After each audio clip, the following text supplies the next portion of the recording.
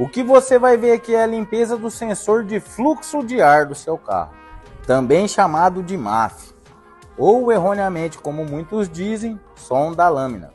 Essa peça fica na entrada do sistema de admissão e mede a quantidade de ar que entra no motor. Com o tempo, poeira e óleo grudam na lâmina sensora, fazendo o carro gastar mais combustível. A manutenção é muito simples, mas importante remover o sensor com cuidado e usar spray específico para a limpeza MAF.